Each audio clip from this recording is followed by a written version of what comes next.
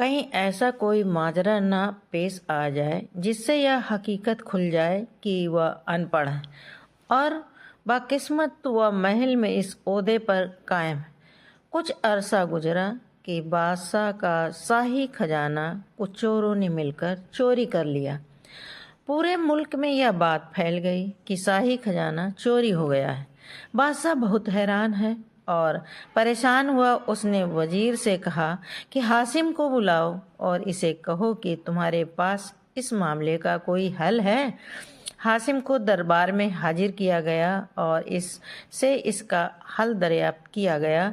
हासिम यह बात सुनकर बड़ा परेशान हुआ कि अब वह इन चोरों को कैसे तलाश करेगा। हासिम ने कहा, बादशाह सलामत, हल तो है, लेकिन मुझे 8 दिन की मोहलत चाहिए। बादशाह ने कहा, ठीक है। बादशाह ने उसको 8 दिन की मोहलत दी। हासिम घर आया और सोचने लगा कि अब तक तो अल्लाह के फजल से 2 दफ़ा जुगाड़ लग गया, अब इस दफ़ा क्या करूँगा। इसी सोचो फिक्र में 7 दिन इसी तरह सोचते सोचते गुजर गए। रात को वह घर पर बैठा सोच रहा था कि क्या करूं और अल्लाह से दुआ कर रहा था कि कोई राह निजात मिल जाए। दूसरी तरह जिन चोरों ने महल के खजाने को चुराया था उनको भी यह बात पता चल गया था कि बादशाह का सबसे अक्लमंद शख्स हासिम ने 8 दिनों की मोहलत मांगी है और कल वह अपना फैसला चुनाएगा।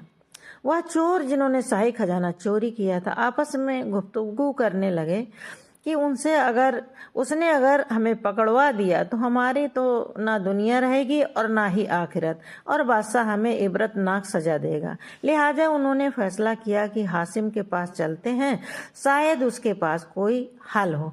अब जैसे ही वह सभी चोर हासिम के करीब पहुंचे तो एक चोर का जूता टूट गया और वह पीछे रह गया। बाकी चोर जैसे ही हासिम के घर के दरवाजे के पास पहुंचे तो अंदर से आवाज आई, 7 हो गए हैं, एक बाकी रह गया। इत्तेफाक से हुआ यह था कि चोरों की तादाद 8 थी।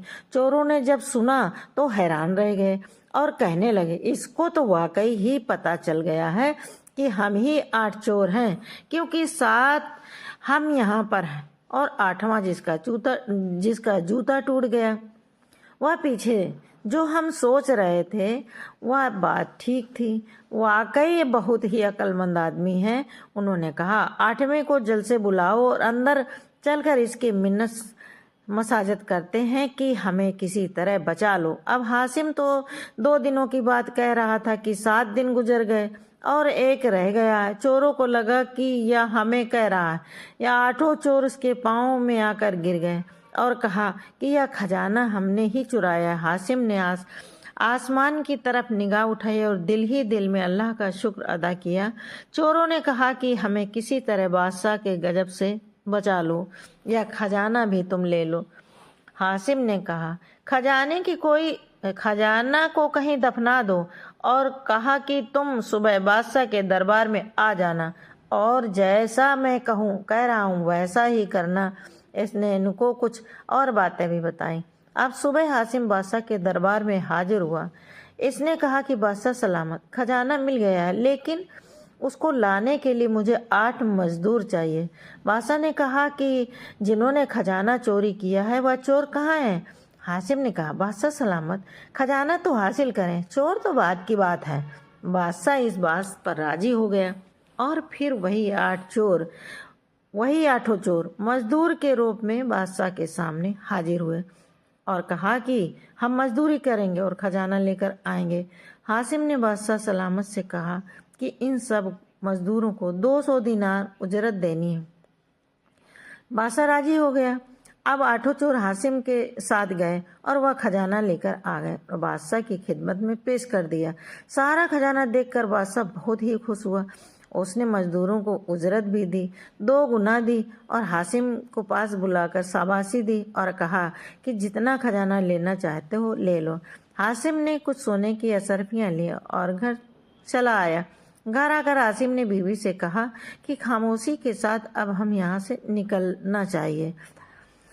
कहीं ऐसा न हो जाए कि बादशाह को पता चल जाए कि मैं पढ़ा लिखा नहीं हूँ और आज तक जो भी हुआ वह किस्मत से हुआ, और उल्टा सजा मिल जाए वह रात रात वहाँ से निकले। रास्ते में एक आदमी मिल गया। उसने पूछा कि कहाँ जा रहे हो हासिम? मुंह से निकल गया कि मैं शहर छोड़कर जा रहा हूँ। उस शख्स ने यह बात फौरन बादशाह तक पहुँचा दी। बादशाह ने इसके पीछे फौज भेजी जो हासिम को पकड़कर महल ले आई। बादशाह ने कहा कि तुम कहाँ जा रहे हो? तुम तो मेरे खास आदमी हो। अब हासिम ने कहा, बादशाह सलामत, सच बात यह है कि मैं पढ़ा लिखा नहीं हूँ। जितनी बार भी आपने मुझे हुक्म दिया अल्लाह ने मुझे बचा लिया, और कोई जुगाड़ लगाकर काम चलता रहा। और फिर उसने अपनी सारी बात बादशाह को बता दी कि छोटे से माँ की खिदमत के लिए उसने दुनियावी कोई हुनर हासिल नहीं किया। बादशाह ने हासिम की बात सुनकर कहा कि कोई बात नहीं, तुमने सच बताया। जैसे भी हो तुमने मुझे शाही खजाना वापस करवा दिया, मेरे लिए यही बहुत है।